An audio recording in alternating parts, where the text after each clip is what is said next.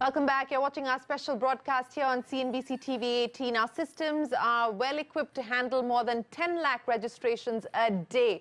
That is the word in from Navin Kumar, the chairman of the GST. And remember, it is the final lap for the GST Network, the body which is tasked with providing the tech backbone for the GST. Sapna spoke with Navin Kumar and began by asking him about the number of people who have now migrated to the GST Network. Listen in.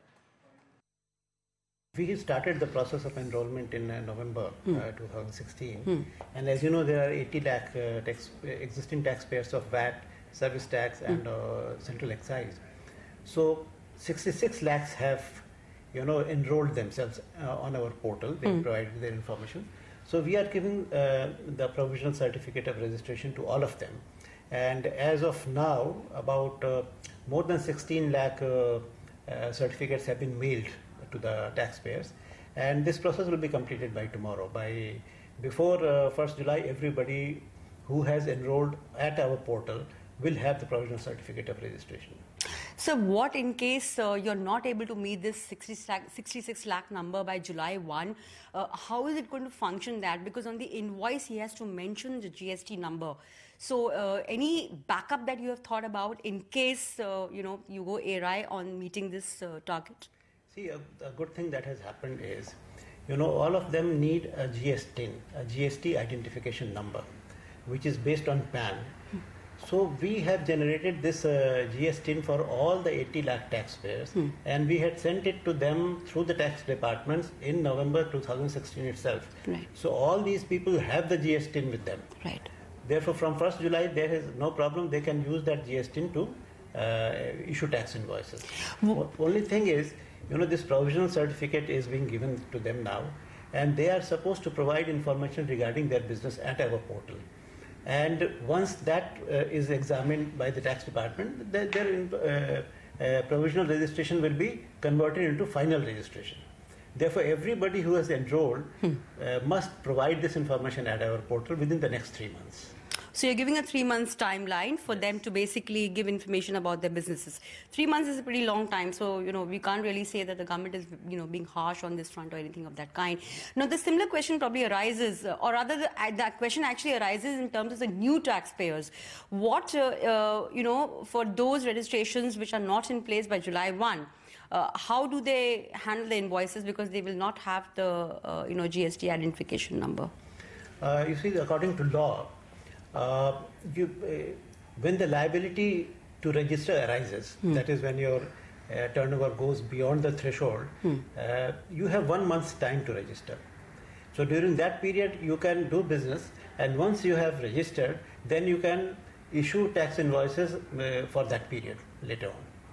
Okay. So that is the law. So therefore, people who are registering now, we started the registration application from 25th June, and people are coming at our portal and registering themselves. The current number is about 1,60,000 have already filed their applications. But even those who have not filed now and who will come after 1st July, right, there is no problem, because they have time for 1 month, up to 1 month to do this. Within 1 month, they must register themselves, and they will be compliant with the law. Right.